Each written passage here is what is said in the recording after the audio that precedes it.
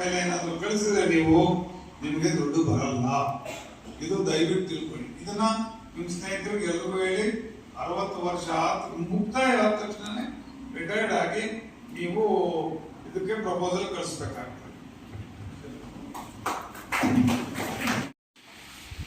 ಏನು ಅಂತಂದ್ರೆ ಮೊದಲಾಗಿ 62 ವರ್ಷಕ್ಕೆ ನಿಮ್ಮ ಪ್ರಪೋಸಲ್ ಕಳಿಸೋದು, 63 ವರ್ಷಕ್ಕೆ ಪ್ರಪೋಸಲ್ ಕಳಿಸಿದ್ರೆ ನಿಮಗೆ ₹1 ಕೂಡ ಬರೋದಿಲ್ಲ. 60 ವರ್ಷ ಆದ ತಕ್ಷಣನೇ ರಿಟೈರ್ಮೆಂಟ್. ಎಲ್ಲರಿಗೂ ನಮಸ್ಕಾರ. ಗೌರವಾನ್ವಿತ ಪಶ್ಚಿಮ ಕ್ಷೇತ್ರದ ನಿರ್ದೇಶಕರು, ಮಾಜಿ ಜಿಲ್ಲಾ ಪಂಚಾಯಿತಿ ಸದಸ್ಯರು, ಆತ್ಮೀಯರು ಆದಂಥ ಸ್ವಾಮಿಗೌಡ್ರೆ, ಜಿಲ್ಲೆಯ ಕಾರ್ಯದರ್ಶಿ ನೌಕರರ ಸಂಘದ ಗೌರವಾಧ್ಯಕ್ಷರಾದಂಥ ಚಿನ್ನಳ್ಳಿ ಗೋಪಾಲ್ ಅವರೇ, ನಮ್ಮ ತಿಮ್ರಾವತ್ನಹಳ್ಳಿ VSS ಅಧ್ಯಕ್ಷರಾದಂಥ ಕಿರಣ್ ಅವರೇ, ನಮ್ಮ ಆತ್ಮೀಯರಾದಂಥ ಬಿಗ್ನಳ್ಳಿ ಚಂದ್ರ ಅವರೇ,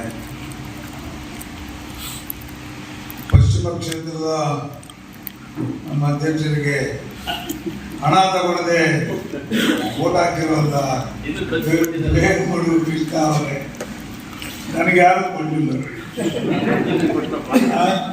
ನಮ್ಮ ಸ್ವಾಮಿಗೌಡರಿಗೆ ದುಡ್ಡು ತಗೊಳ್ರೆ ಇಲ್ಲ, ನನಗೂ ಹಾಕಿದ್ದಾರೆ, ಒಂದು 4-5 ಜನ ಹಾಕಿದ್ದಾರೆ, ಮರೆತುಬಿಟ್ಟೆ.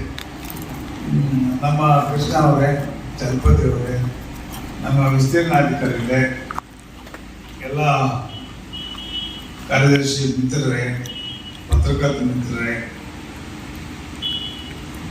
ಇದು ಚಂದ್ರನ ಮೇಲೆ ಕೂಡ ಆಪಾದನೆ ಬರುತ್ತೆ.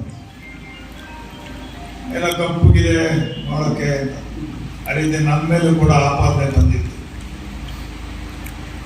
ಕಾರ್ಯದರ್ಶಿಗಳಿಗೆ 5 ಲಕ್ಷ ಮಾಡಿಬಿಡ್ತಾ ಇದ್ರು.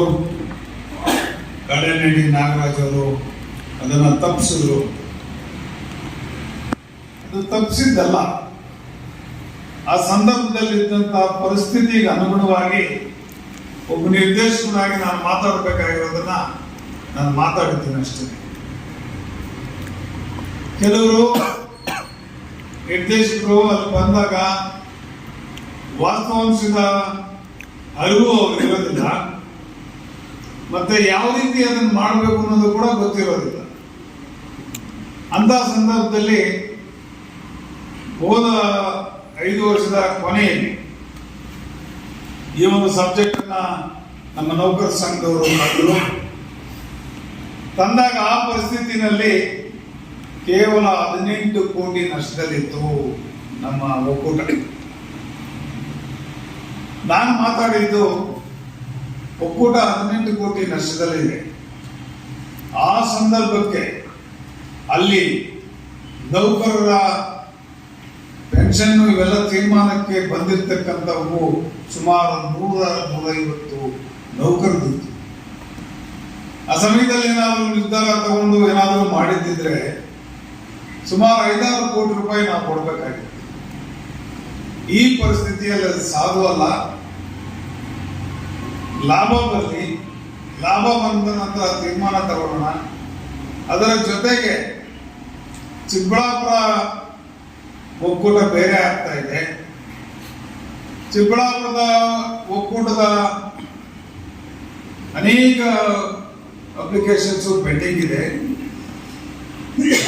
ಕೆಲವೊಂದು ಕಾರ್ಯದರ್ಶಿಗಳಿಗೆ ಸಮಯ ಮುಗಿದೋಗಿದ್ರು ಸಹ 65 ವರ್ಷ ಆಗಿದ್ರು ಕೂಡ 70 ವರ್ಷ ಆಗಿದ್ರು ಕೂಡ ಪೆನ್ಷನ್ಗೆ ಅರ್ಜಿಗಳು ನಮ್ಮ ಮುಂದೆ ಇತ್ತು.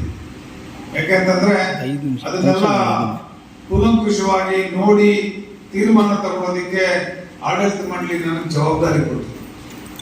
ಅಂತ ಸಂದರ್ಭದಲ್ಲಿ 70 ವರ್ಷದವರು ಕೂಡ ನಿವೃತ್ತಿ ವೇತನಕ್ಕೆ ಅರ್ಜಿ ಕೊಟ್ಟಿದ್ರು.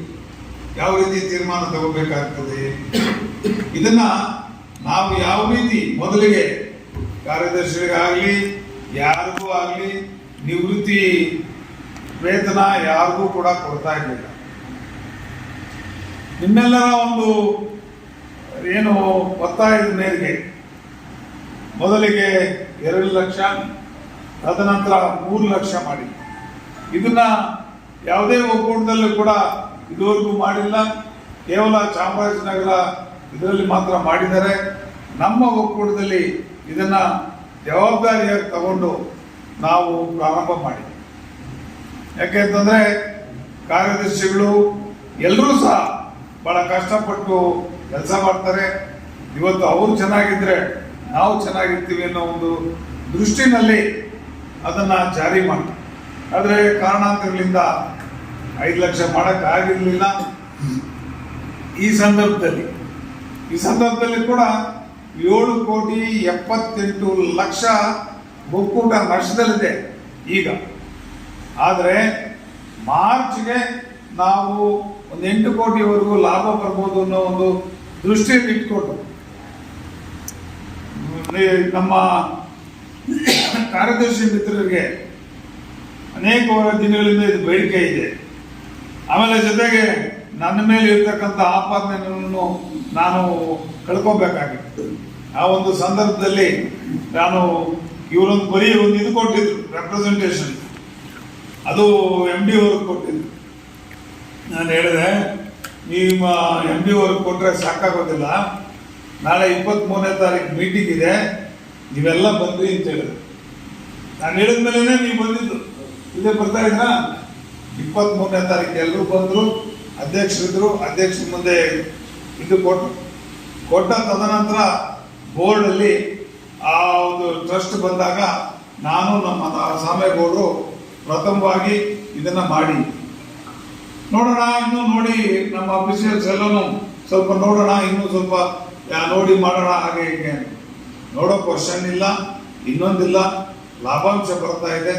5 ಲಕ್ಷ ಕಾರ್ಯದರ್ಶಿಗೆ, 3 ಲಕ್ಷ ಸಹಾಯಕರಿಗೆ, 3 ಲಕ್ಷ ಹಾಲು ಪರೀಕ್ಷಕರಿಗೆ, 2 ಲಕ್ಷ ಸಹಾಯಕರಿಗೆ ಮಾಡಬೇಕು ಅನ್ನೋ ಒಂದು ತೀರ್ಮಾನವನ್ನ ನಾವು ಅವತ್ತು ತೆಗೆದುಕೊಂಡಿದ್ವಿ. ಹಾಗೇನೆ ಮತ್ತೆ 10 ಪೈಸೆ ಪ್ರೋತ್ಸಾಹ ಧನವನ್ನು ಕೂಡ ಕೊಡಬೇಕು ಅಂತೇಳಿ ತೀರ್ಮಾನ ಮಾಡಿದ್ದೀವಿ. ಅದರಲ್ಲಿ 5 ಪೈಸೆ ಕಾರ್ಯದರ್ಶಿಗೆ, 3 ಪೈಸೆ ಹಾಲು ಪರೀಕ್ಷಕರಿಗೆ, 2 ಪೈಸೆ ಸಹಾಯಕರಿಗೆ ಅಂತೇಳಿ ಅದನ್ನು ಕೂಡ ತೀರ್ಮಾನ ಮಾಡಿ. ಒಂದನ್ನ ನೀವು ಯೋಚನೆ ಮಾಡಬೇಕಾಗ್ತದೆ, ನೀವ್ಯಾರು ಶತ್ರುಗಳಲ್ಲ, ಆದ್ರೆ ನಾವು ಸಹಾಯ ಮಾಡೋದನ್ನ ನೀವು ಮನಸ್ಸಲ್ಲಿ ಇಟ್ಕೊಳ್ಳಲ್ಲ ಬಹಳ ಜನ. ನನ್ನ ಮಾತು ಹೊರಟೆ, ಆದ್ರೆ ಯಾರಿಗೂ ತೊಂದರೆ ಮಾಡಿಲ್ಲ, ಅನ್ಯಾಯ ಮಾಡಿಲ್ಲ. ನಾನು ಹೇಳೋದು ಇಷ್ಟೇನೆ, ಯಾರಾದರೂ ಒಂದು ಚೂರು ಹಾಲು ಕೊಟ್ರೆ ಅದನ್ನ ಸಾಯೋವರೆಗೂ ಜ್ಞಾಪಕ ಇಟ್ಕೋಬೇಕು. ಕನ್ನಡದಲ್ಲಿ ಒಂದು ಇದಿದೆ, ಹಾಲು ಹಾಕಿದ ಮನೆಯಲ್ಲಿ ಹಸು ಕರು 2 ಸಾಯಿಲಿ, ಆ ರೀತಿ ಮಾಡಕ್ ಹೋಗಿ ಒಳ್ಳೆಯದಲ್ಲ. ಅನೇಕರಿಗೆ ಸಹಾಯ ಮಾಡಿದ್ದೀನಿ, ಆದ್ರೆ ನನಗೆ ಸಹಾಯ ಮಾಡಿಲ್ಲ, ಆ ನೋವು ನನ್ನಲ್ಲಿದೆ. ನಾನು ಸಹಾಯ ಮಾಡದೇ ಇದ್ರೆ ನನಗೆ ಸಹಾಯ ಮಾಡೋದು ಬೇಡ. ನಾವು ನಮ್ಮ ಹತ್ರ ಸಹಾಯ ಪಡ್ಕೊಂಡು ಕೂಡ ಮತ್ತೆ ನಮ್ಗೆ ದ್ರೋಹ ಮಾಡಿದ್ರೆ ಅದು ನೋವಾಗಲ್ವಾ? ಇಲ್ಲ, ಏನ್ ತೊಂದರೆ ಮಾಡಿದ್ದೀನಿ ನಾನು? ಇದು 20ನೇ ವರ್ಷ, ಅಂದ್ರೆ 16 ವರ್ಷದಿಂದ ನಾನು ಡೈರೆಕ್ಟರ್ ಆಗಿದ್ದೀನಿ. ಯಾರ್ಯಾರಿಗೆ ಯಾವ ತೊಂದರೆ ಮಾಡಿದ್ದೀನಿ? ನಾನು ಯಾರಿಗೂ ತೊಂದರೆ ಮಾಡಕ್ ಹೋಗಿಲ್ಲ. ಯಾಕೆಂತಂದ್ರೆ ನಮಗೆ ಗೊತ್ತು, ನೀವು ಈ ಒಂದು ವ್ಯವಸ್ಥೆಯಲ್ಲಿ ಬಹಳ ಮುಖ್ಯ. ಅಧ್ಯಕ್ಷರು ಎಷ್ಟು, ಕಾರ್ಯಮಂಡಳಿ ಎಷ್ಟು ಮುಖ್ಯನೋ ಅದಕ್ಕಿಂತ ಜಾಸ್ತಿ ನೀವು ಮುಖ್ಯ. ನೀವು ಮನಸ್ಸು ಮಾಡಿದ್ರೆ ಏನ್ ಬೇಕಾದ್ರೂ ಮಾಡ್ಬೋದು. ಒಂದು ತಿಳ್ಕೊಳ್ಳಿ, ಈಗ ನಮ್ಮದು ಬಹಳ ಚಿಕ್ಕ ಒಕ್ಕೂಟ, ಬರೀ 5 ತಾಲೂಕು ಇರ್ತಕ್ಕಂಥ ಒಕ್ಕೂಟ. ಈಗ ಒಕ್ಕೂಟದಲ್ಲಿ ಕಾಲ ತಿನ್ಸಕ್ಕೆ ಹೋಗೋದೇ ಮಡಿ ಪಟ್ಕೊಂಡು ಮುಸ್ಲೋಡ್ ಕಟ್ಕೊಂಡ್ರೆ ಈ ನಮ್ದು 5 ಒಕ್ಕೂಟ ಇರ್ತಕ್ಕ